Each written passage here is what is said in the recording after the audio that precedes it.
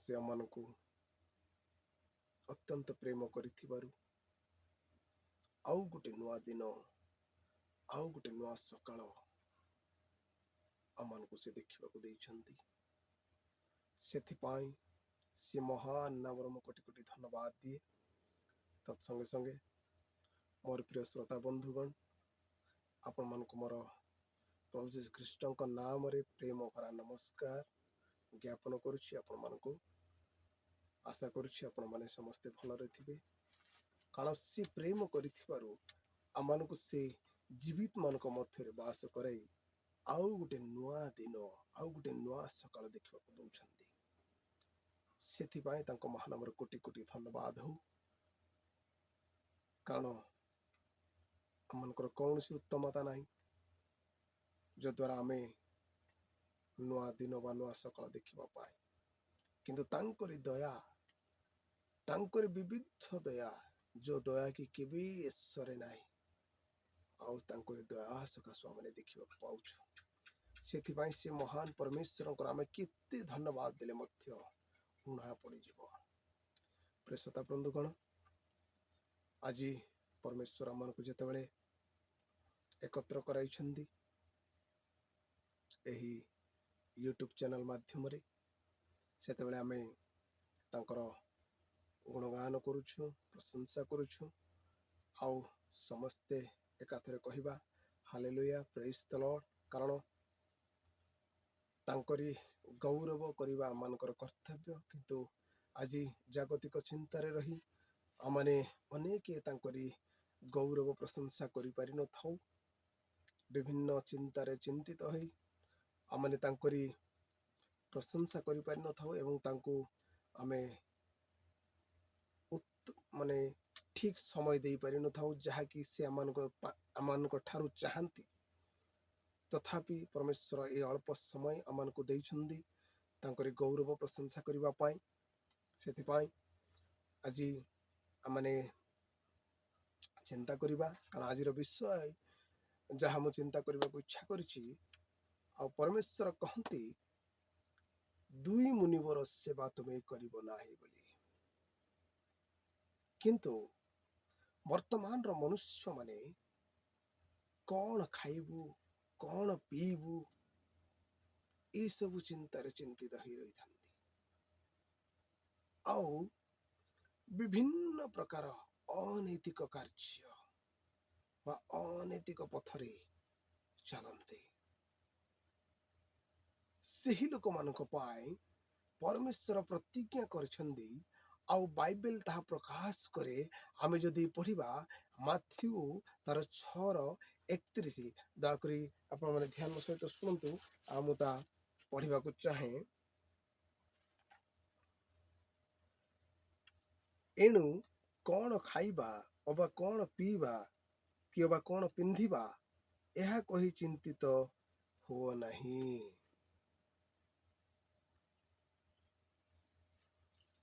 ପରମେଶ୍ୱରଙ୍କର ଏହି ପ୍ରତିଜ୍ଞାକୁ ଆଜିର ମନୁଷ୍ୟମାନେ ପାଶୋରି ଯାଇ ଜଗତର ଧନ ସମ୍ପତ୍ତି ଉପରେ ବା ଧନ ସମ୍ପତ୍ତି କି ପ୍ରକାର ଅର୍ଜନ କରିବୁ, ସେଇ ଚିନ୍ତାରେ ରହି ବିଭିନ୍ନ ପ୍ରକାର ମନ୍ଦ କାର୍ଯ୍ୟରେ ଆସକ୍ତ ହୋଇଯାଇଛନ୍ତି। ବିଭିନ୍ନ ପ୍ରକାର ଚିନ୍ତା ସେମାନଙ୍କ ମଧ୍ୟରେ ରହିଛି। ସେ ଚିନ୍ତା କେବଳ ଜଗତର ପାଇଁ, ଆଉ ସେମାନେ ଜଗତରେ କି ପ୍ରକାର ଧନ ଅର୍ଜନ କରିବୁ, ଜଗତର ଧନରେ କି ପ୍ରକାର ମାନେ ଧନବାନ ହବୁ, ଏହି ଚିନ୍ତା ମନୁଷ୍ୟ ମାନଙ୍କ ମଧ୍ୟରେ ଘାରିଛି। କାରଣ ଆଜିର ମନୁଷ୍ୟ ମାନେ କେବଳ ଧନ ସମ୍ପତ୍ତି ପଛରେ ପଡିଛନ୍ତି। ଆଉ ଯୋଉ ଧନ କି ଜଗତ ମଧ୍ୟରେ ସୀମିତ ଅଛି, ତା କ୍ଷୟ ପାଇଥାଏ, ଚୋରି ହେବାର ସମ୍ଭାବନା ରହିଥାଏ। ଆଉ ସେଇ ପ୍ରକାର ଧନକୁ ଆଜିର ମନୁଷ୍ୟ ମାନେ ଅର୍ଜନ କରିବା ପାଇଁ ବିଭିନ୍ନ ପ୍ରକାର ଅନୈତିକ କାର୍ଯ୍ୟ ବା ବିଭିନ୍ନ ପ୍ରକାର କୌଶଳ ବିଭିନ୍ନ ପ୍ରକାର ମନ୍ଦ କାର୍ଯ୍ୟ କରି ଅର୍ଜନ କରିଥାନ୍ତି। ସେଇ ଜାଗତିକ ଲୋକମାନଙ୍କ ପାଇଁ ପରମେଶ୍ୱର ପ୍ରତିଜ୍ଞା କରିଛନ୍ତି, ଯାହାକି ମାଥ୍ୟୁ 6:31 ତା ପ୍ରକାଶ ପାଇଛି। ବାଇବେଲ ତା ପ୍ରକାଶ କରେ ଯେ ତୁମାନେ କଣ ଖାଇବ, କଣ ପିଇବ ବା କଣ ପିନ୍ଧିବ ତାହା ଚିନ୍ତା କର ନାହିଁ ବୋଲି। କିନ୍ତୁ ଆଜିର ମନୁଷ୍ୟମାନେ ଜଗତର ଚିନ୍ତାରେ ଚିନ୍ତିତ ହୋଇ ପରମେଶ୍ୱରଙ୍କର ଏହି ପ୍ରତିଜ୍ଞାକୁ ପାଶୋରି ଯାଇଛନ୍ତି ବା ପରମେଶ୍ୱରଙ୍କୁ ସମ୍ପୂର୍ଣ୍ଣ ରୂପେ ପାଶୋରି ଯାଇଥାନ୍ତି। କିନ୍ତୁ ପରମେଶ୍ୱର ସେହି ଲୋକମାନଙ୍କୁ କେବେ ବି ପାଶୋରନ୍ତି ନାହିଁ, ଆଉ ସେମାନଙ୍କ ନିମନ୍ତେ ସବୁବେଳେ ଚିନ୍ତା କରୁଥାନ୍ତି।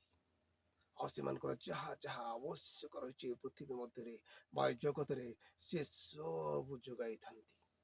ତଥାପି ମନୁଷ୍ୟ ବୁଝି ନଥାଏ, ବୁଝିପାରିନଥାଏ। କେବଳ ଜଗତରେ ଧନ ସମ୍ପତ୍ତି କି ପ୍ରକାର ଅର୍ଜନ କରିବି ସେ ବିଷୟରେ ଅଧିକରୁ ଅଧିକ ଗୁରୁତ୍ୱ ଦେଇଥାଏ ଏବଂ ଅଧିକରୁ ଅଧିକ ଚିନ୍ତିତ ରହିଥାଏ। କିନ୍ତୁ ମୋର ପ୍ରିୟ ଶ୍ରୋତା ବନ୍ଧୁଗଣ, ଆମ୍ଭେମାନେ ଦୁଇ ମୁନିବର ସେବା ନ କରି କେବଳ ପରମେଶ୍ୱରଙ୍କର ସେବା କରିବା ନିତାନ୍ତ ଆବଶ୍ୟକ ରହିଛି। କାରଣ ପରମେଶ୍ୱର ଯେତେବେଳେ এই ଜଗତରେ ଆମମାନଙ୍କୁ ବଞ୍ଚାଇ ରଖିଛନ୍ତି, ତେବେ ସେ ଆମମାନଙ୍କର ସମସ୍ତ ଆବଶ୍ୟକକୁ ଜାଣନ୍ତି। ଆଉ ଯେଉଁମାନେ ପରମେଶ୍ୱରଙ୍କୁ ବିଶ୍ୱାସ କରନ୍ତି, ସେମାନଙ୍କୁ ମାଗିବା ପୂର୍ବରୁ ସମୟ ଅନୁସାରେ ପରମେଶ୍ୱର ସବୁ ଯୋଗାଇଥାନ୍ତି। କିନ୍ତୁ ଆଜି ବି ମଣ୍ଡଳୀ ମାନଙ୍କରେ ଏପରି ଅନେକ ବିଶ୍ୱାସୀ ମାନେ ଅଛନ୍ତି ଯେ ଜଗତର ମୋହ ମାୟାରେ ପଡ଼ି ବିଭିନ୍ନ ମନ୍ଦ କାର୍ଯ୍ୟରେ ଲିପ୍ତ ରହିଥାନ୍ତି, ଆଉ ପରମେଶ୍ୱରଙ୍କ ଆଶୀର୍ବାଦରୁ ବଞ୍ଚିତ ହୋଇଥାନ୍ତି। ସେତେବେଳେ ସେମାନେ ପରମେଶ୍ୱରକୁ ନିନ୍ଦା କରି କହିଥାନ୍ତି ଯେ, ପ୍ରଭୁ, ମୁଁ ଏତେ ବର୍ଷ ତୁମର ସେବା କଲି, ଏତେ ବର୍ଷ ତୁମଠାରେ ପ୍ରାର୍ଥନା କଲି, ତଥାପି ଆଜି ମୁଁ ଅସୁବିଧାର ସମ୍ମୁଖୀନ ହେଉଛି, ତଥାପି ଆଜି ମୁଁ ବିପଦରେ ପଡ଼ିଛି। ଏହି ପ୍ରକାର କହି ସେମାନେ ପରମେଶ୍ୱରକୁ ନିନ୍ଦା କରିଥାନ୍ତି ବା ଆମମାନେ ସମସ୍ତେ ନିନ୍ଦା କରିଥାଉ। ଏଣୁ ମୋର ପ୍ରିୟ ଶ୍ରୋତା ବନ୍ଧୁଗଣ, ଆଜିଠାରୁ ଆମମାନେ ଏହି ସିଦ୍ଧାନ୍ତ ନେବା ଯେ ପରମେଶ୍ୱରଙ୍କ ନିନ୍ଦା ନ କରି ଭଗ୍ନ ଅନ୍ତଃକରଣ ସହିତ ସବୁଦିନ ପରମେଶ୍ୱରଙ୍କର ନିକଟବର୍ତ୍ତୀ ହେବା ଆମମାନଙ୍କର କର୍ତ୍ତବ୍ୟ ରହିଛି, ଯାହାଦ୍ୱାରା ସେ ଆମମାନଙ୍କର ସକଳ ଆବଶ୍ୟକକୁ ଯୋଗାଇବେ, ସେ ଆମମାନଙ୍କର ସକଳ ଚିନ୍ତାକୁ ନେଇଯିବେ। ପ୍ରଭୁ ଏ ଅଳ୍ପ ବାକ୍ୟରେ ଆମେ ସମସ୍ତଙ୍କୁ ଆଶୀର୍ବାଦ କରନ୍ତୁ। ଆମେନ୍। ସମସ୍ତଙ୍କୁ ମୋର ନମସ୍କାର।